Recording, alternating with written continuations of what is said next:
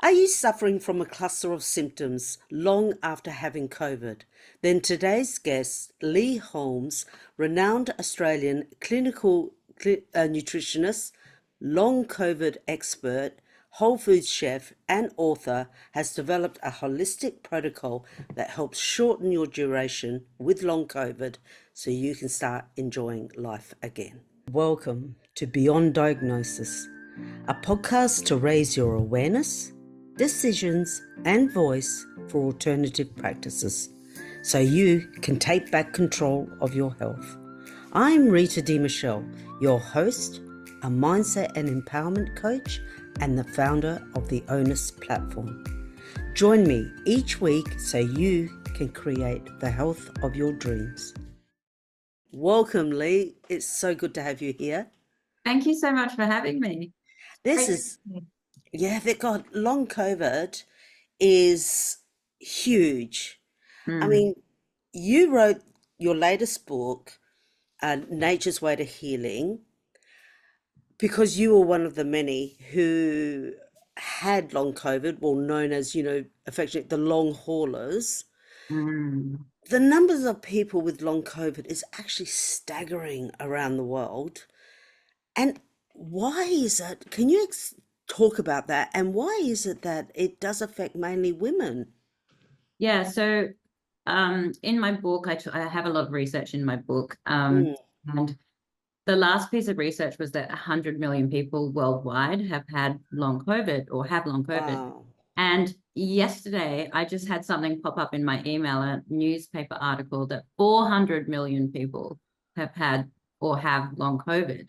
So the numbers are astronomical. It's 1 in 5 now. So that's a lot of people having long COVID. And I guess why women have it. The research is really out on that. They don't really know why women get it, but I personally think, just through my work as a clinical nutritionist and people that I see in my clinic, a lot of women suffer from autoimmune issues and they've had chronic fatigue, and things like that. And if you have had viruses in the past or you've had immune issues, it tends to affect people with immune issues. And a lot of women have had autoimmune issues. And so I'm just finding that a lot in my clinic. It's kind of staggering because you think about who hasn't had a virus, Mm, and the rate of autoimmune diseases is increasing exponentially. yeah.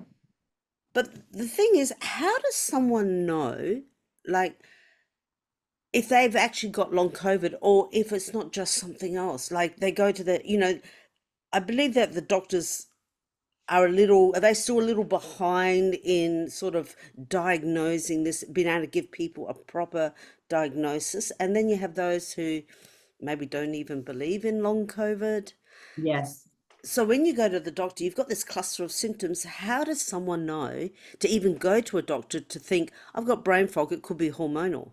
Yeah, exactly. The way that I look at it is, and the people that I speak to and the people in my clinic, is that if you have had COVID recently or within a few months and you look at the pathophysiology, if you go back to when you've had COVID and you just haven't really recovered from having Mm. COVID, you're still feeling tired, you're feeling brain foggy, you might have some weird symptoms like eye watering, hives. There's so many strange debilitating symptoms. I had pericarditis. So I had chest pain and I had to lie on my front for a month in bed without being able to move from the chest pain. So if you've had COVID and then afterwards you're experiencing longer term sort of symptoms, I would definitely have a look at long COVID.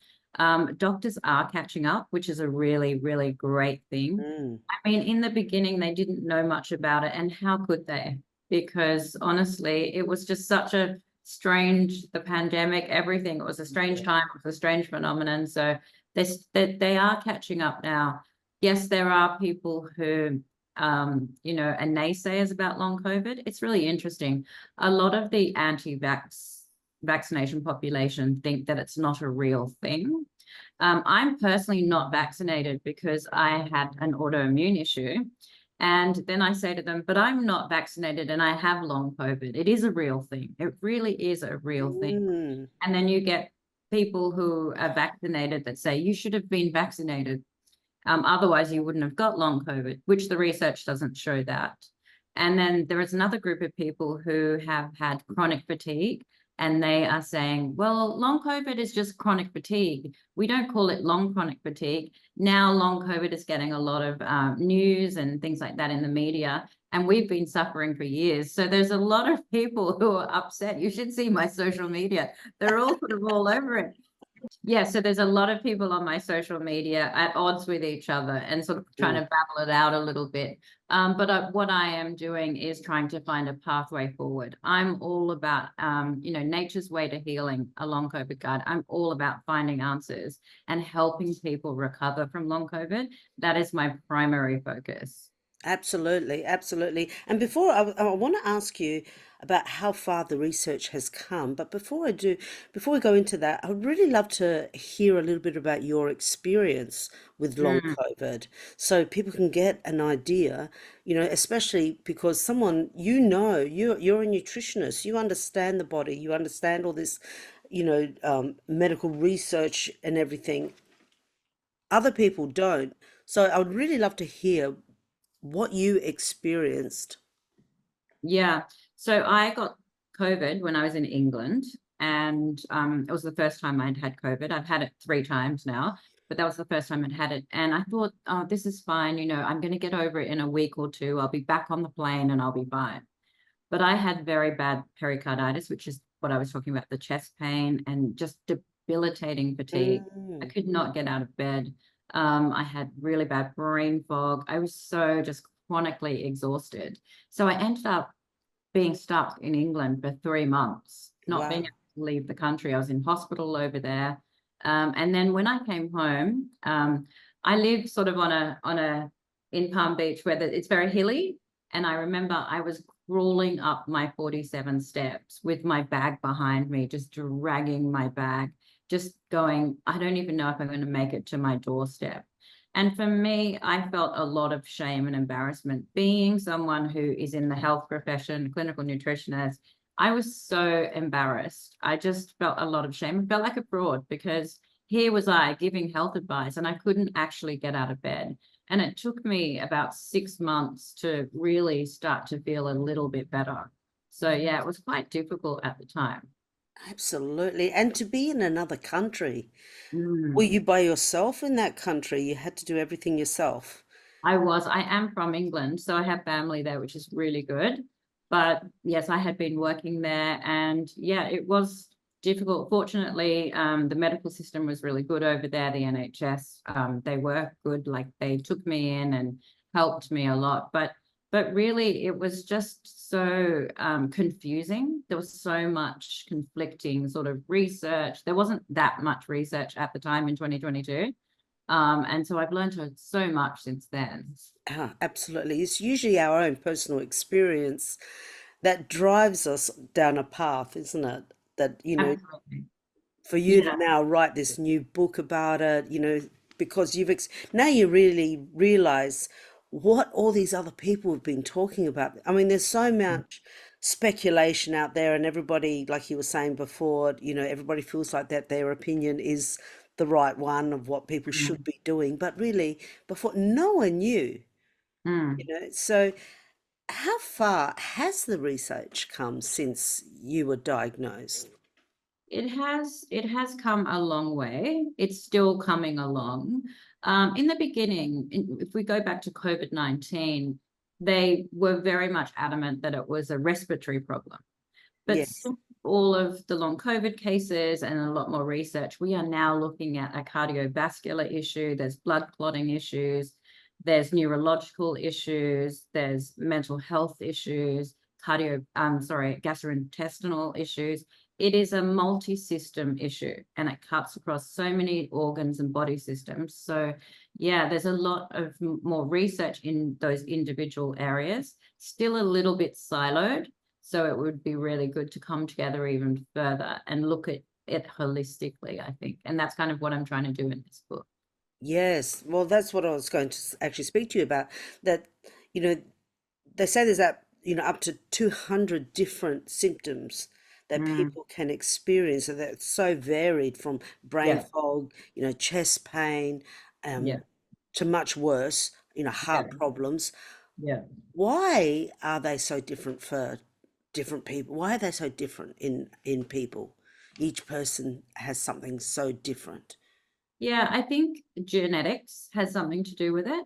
The research is still out on why it goes to all the different areas, and some people get a loss of taste and smell, and then some people don't. When you look at how COVID gets into the body, it gets into the body, the virus gets into the body through the ACE2 receptor cells, which it gets in, and then what happens when it gets into the body is that it meets with your immune cells and your, say, your mast cells, which Mm, type of immune cells, and your T cells. And then in some people, it can cause this immune dysregulation. And we are now finding that at the I guess the base of long COVID is an inflammatory profile and an immune dysregulated profile. So those two things together. So if someone does have immune issues or genetically disposed to inflammation or that kind of thing, we are seeing that those people get a lot of the fatigue, the aches and pains, the joint pains, and those kinds of things as well. And if for some people who have sort of mast cell issues, they're seeing a lot of hives and the histamine kind of reactions. Some people have had COVID and they're coffee drinkers, and then after having COVID, they can't drink coffee again. It's yeah. just, yeah, there are all these different things that happen. So, yeah, on the basis of it is that this cytokine storm happens in the body, and it just sets up the body for all this dysregulation. And then from there, you're constantly trying to feel better again. For the listeners and viewers, what do you mean by a cytokine storm? Yeah, so that's when the immune cells just go haywire. They go haywire and they start to attack different areas of the body. It's like having an autoimmune issue. They start to misbehave, I suppose. Mm, mm. Actually, it was interesting you brought up, because I was going to ask you about the mast cell and histamine. I Mm, remember when we got the vaccination, I could, the warning mm. was to tell someone if you have an histamine intolerance. Yes, yes, and So, that's what I have, and that's why I couldn't get vaccinated. So it makes sense for people who have mast cell issues that this is virus is going to affect the mast cell, and it's going to make it go back into dysregulation again. and inflammation, that's huge, isn't it? Inflammation just spreads throughout the whole body and just wreaks havoc. I mean, And a lot yes, of people have inflammation anyway from the foods we eat, the yeah, drinks, and all yeah. of that sort of thing. So then I assume long COVID exacerbates that or adds to it. Yeah, exactly right. And that's why a lot of people, because inflammation is at the root of many different issues and disorders and illnesses. And so if you're looking at a body that's very inflamed, then that can represent in all different areas of the body as well. So for me, I was just really achy. I had like fibromyalgia. I was really stiff, really achy. My joints were achy, just going up and down the stairs was really hard, those kinds of things. And can you measure that with the doctor? Like, you can say to the doctor, before COVID, I was feeling great, but now, you Mhm. know, I sit for a little while, and to move, I feel like a wooden person, like someone made of wood, and it just hurts. And can you have that all that tested? There are different tests. Now, there isn't one test for long COVID, and there was some research out yesterday about that actually. But there are different tests that you can do. You can test your C-reactive protein to see if you've got inflammation in the body. So that's one blood test that you can do. If you go to the doctor, there's multiple different tests you can do, but it's still early days, you know. Yeah. And I think for me, it was really about listening to the body and knowing when I needed to stop and rest and pace myself instead of, keeping on going. Yeah, absolutely. That push through is Mm, definitely not an attitude to have when you've got long COVID, or no, even, whilst you've got COVID, but yeah, definitely long COVID. And can the symptoms be, like it sounds like a lot of the symptoms are quite severe and, you kind of hit with a sledgehammer. Can yeah, they be subtle and you don't even realize that you've yeah. got long COVID? It can be really subtle and it can wax and wane. And then if you go out and do too much, the next day you might be exhausted and just feel, oh, why am I so tired? I'm just don't want to get out of bed. So they can be very subtle. But if you push through when they're subtle, that's when they can continue and be prolonged and get worse. So that is where you really have to tune in and listen to your body, as it were.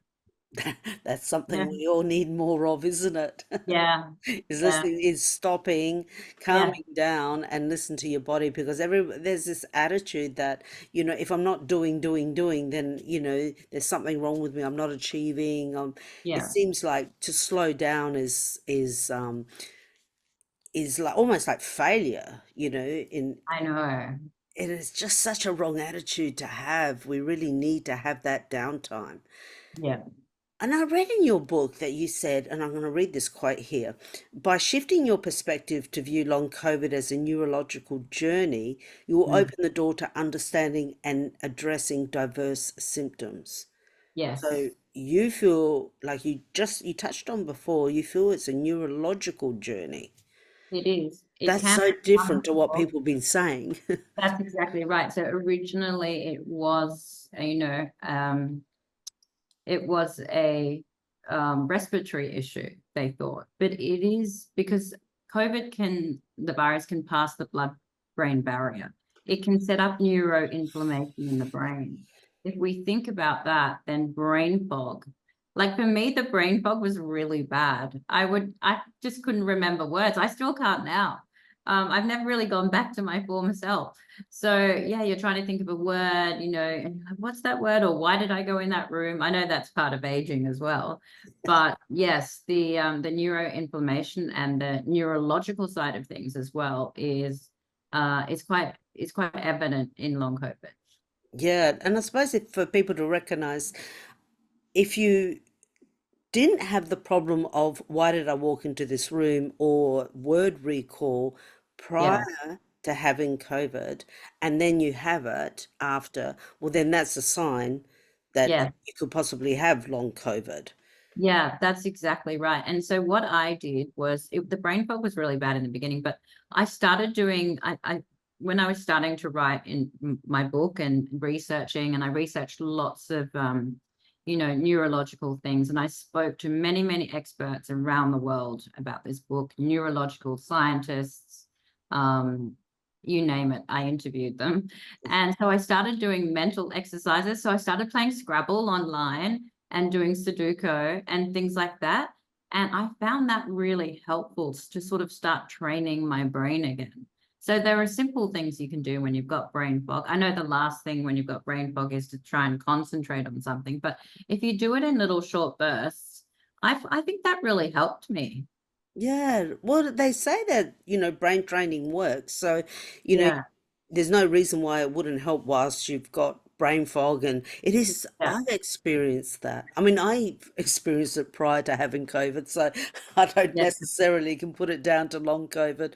But I tell you, lately, it's just like you go to say a word Mm. and you just fumble. Like I have been in interviews for this podcast, and I've gone to ask a question or a word, and I've gone completely blank, and I cannot get that word into my brain.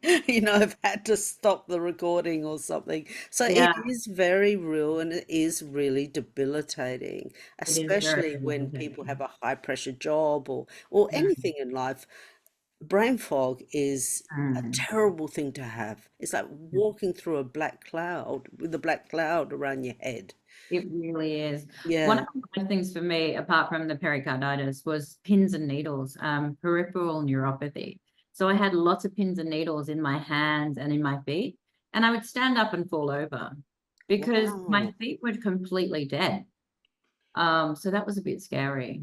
And I'd had a car accident previously, and I had, yeah, I just broke my foot one day because I stood up and just, it was partly my knee from the car accident, but also the peripheral neuropathy, the pins and needles, which just made my foot dead. So then I had a boot. I was like walking around in a boot for about 8 weeks, had long COVID, then a broken foot. It was just, yeah, Wow, you were hit hard.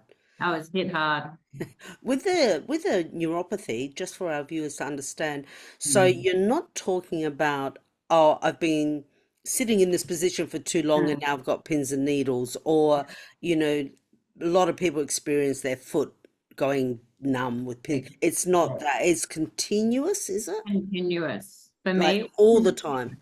so I'd constantly be shaking my hands and moving my feet. It was continuous.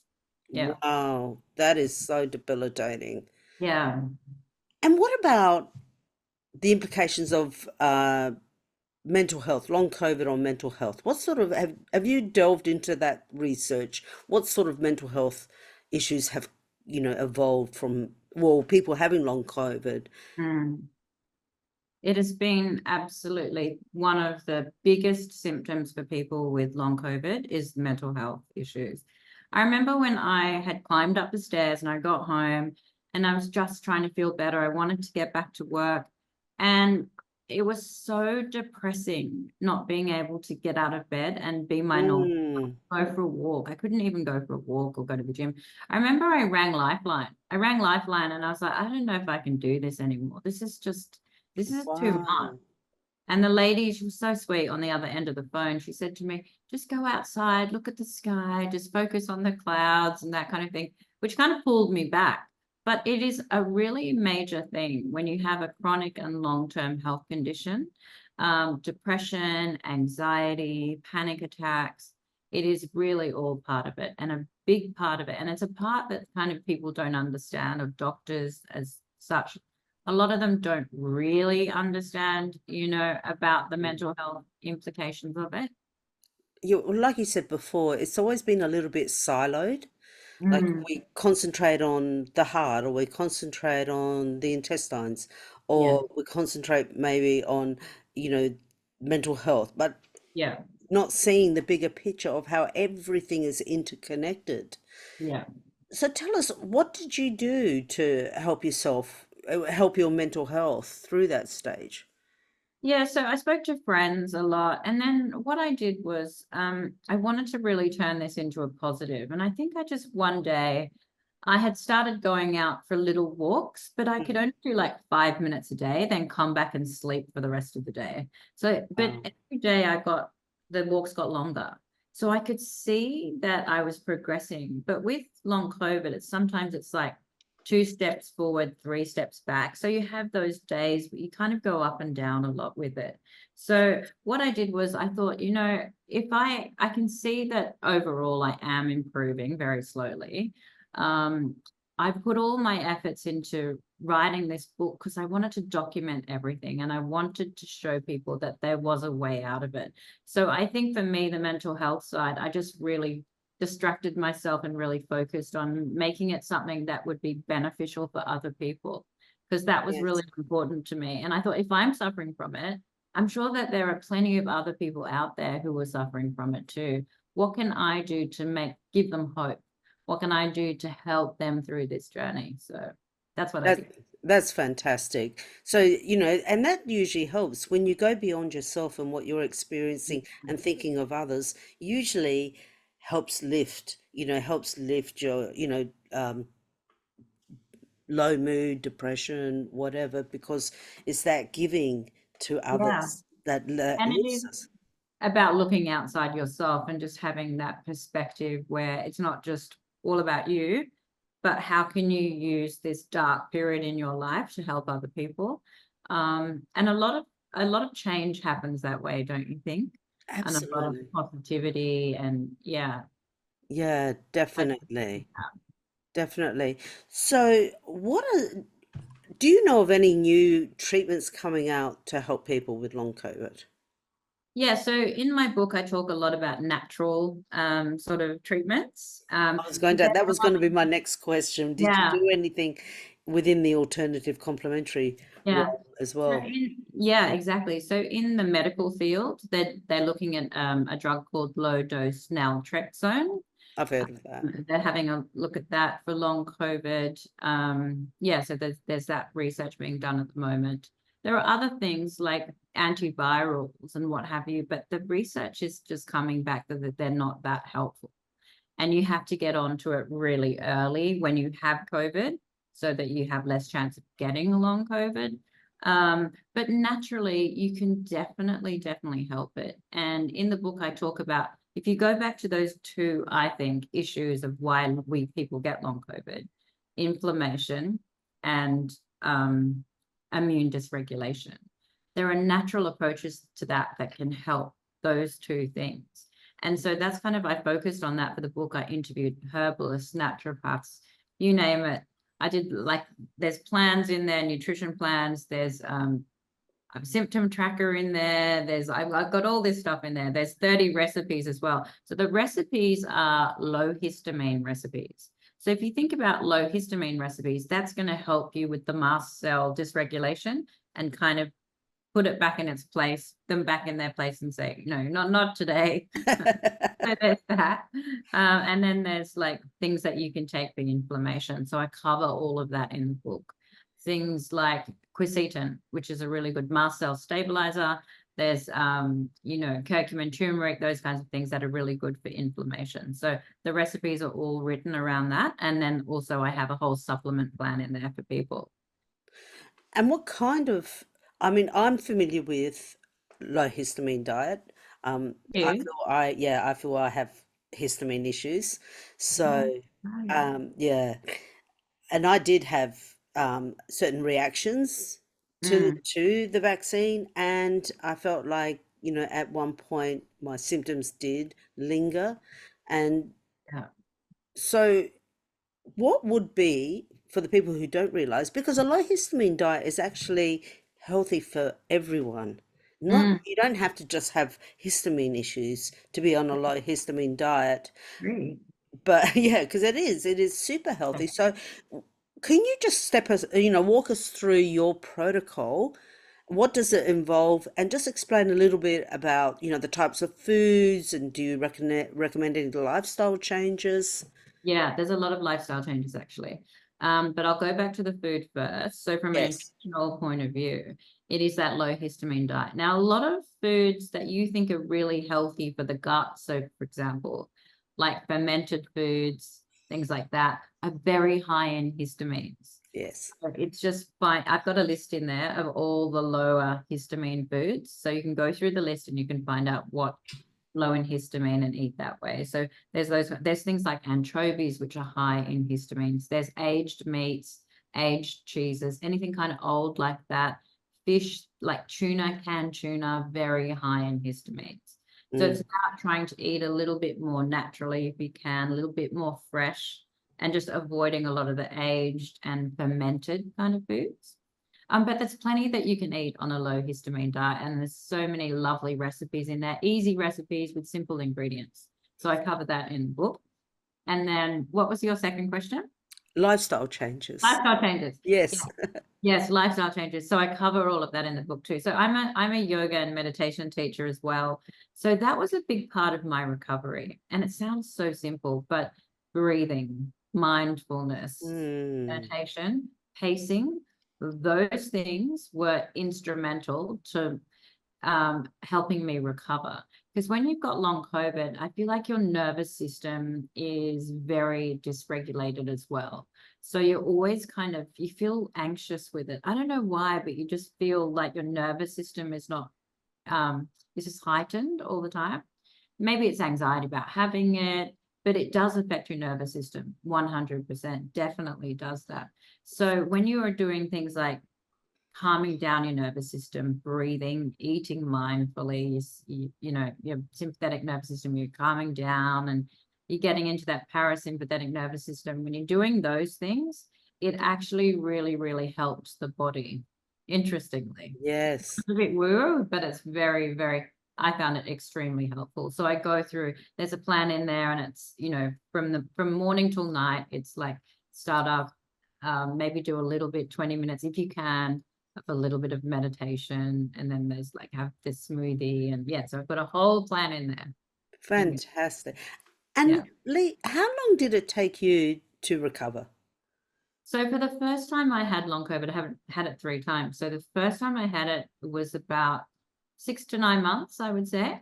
But then the second subsequent time, because I was following my protocol, it was only a few months. And then the last time I had it, I probably a month, and then I was good because I just followed all of my thing. Actually, I did want to mention about the histamine thing. Some people find on the medical side of things, taking an antihistamine or Benadryl really helps as well. And I was doing that early on because when you're in the height of long COVID, you want something instant. So Yes. antihistamines do help. They do really work. Yes, yes, because you did mention about antivirals, and but the Yeah. thing here, especially I think you'll know in Australia, those antivirals are only for people, what is it, over 70. Mm. Yeah, I think So it's hard to get that your hands on, right? yeah, you can't get jet. So if you're if you're a bit younger and you've got COVID really bad and you're Mm. concerned about long COVID, you can't get the antiviral anyway. So Yeah. what I'm hearing is that your book is it's also preventative. Yes. So Yes. it's not just as I've had COVID, now I've got long COVID Mm. and I need to do this, but it's also if you stay on your protocol and Yeah. you understand your body, you understand whether you've got mast cells, whether you've syndrome or whether you've got, histamine, all the rest of it, autoimmune. It sounds like a very preventative protocol to be on. So Yeah. if in the unlikelihood that you get COVID again, Mm. most people have had it two, three, four times. Yeah. Yeah. You can sort of lessen your chance of actually having long COVID. Yeah. And this book is also, it's preventative, and it's also to shorten the duration of long COVID, because some people, we've had tissue samples of people that still have the virus in their body 2 years later after contracting COVID. So this shortens the, yeah, how long you have it, the Wow, protocol. 2 years after. Some people are really struggling. Some people never really recover, and I So there's a have to stop. test for that. There's a test to find out whether it's still You in can your check, body. yeah. You can check whether the virus is still in your body through the tissue samples, yeah. And is there a name for that test if somebody wants to have it done with their doctor? I'm not 100% sure Oh, to be honest. Yeah. that's okay. Now, what is, well, first I'd like you to just tell people where they can get your book Mm. because it's so incredibly helpful. Yeah, so you can buy the book in any bookstore. You can buy it online at Amazon. So it's Nature's Way to Healing, a long COVID guide. You can also buy it on my website, superchargeyourgut.com. And you can buy it from Rockpool Publishing as well. They're my publishers. So yeah, there's a few places that you can pick it up. Brilliant. Can you leave us with what's your, not to overwhelm people, especially if they have got long COVID, what's your one best tip that someone can do starting today to help them start recovering? My one tip, and this was the biggest thing I had to learn because I'm a go-getter. This is my 11th book. I'm hardworking. 11th book. Yeah, I'm hardworking. I don't stop. Was to stop and listen to my body and pace myself. Mm, Pacing, honestly, it sounds simple, is the best thing you can do for long COVID. If you do have to do something, do it in short bursts. So do it, do the task, focus on it, be in it, and then be mindful in it, and then rest. Don't push through. Don't keep going because it will continue. And it sometimes it gets worse, and then sometimes it prolongs it. So pacing for me is the biggest key and biggest takeaway that I learned from this whole journey. that's fantastic advice. Thank you so much. Thank you, Lee, for coming on and sharing your wisdom with everyone about long COVID. And for our listeners and viewers, if you would like to connect with Lee, you know that all of her details will be in the show notes, including how to get her book. Please give it a read. It is a game changer. Thank you so much for coming on the show. Thank you for having me. I would love to know What was the biggest insight or aha moment you got from this interview? So you can now speak up, take action, and make informed decisions for your health.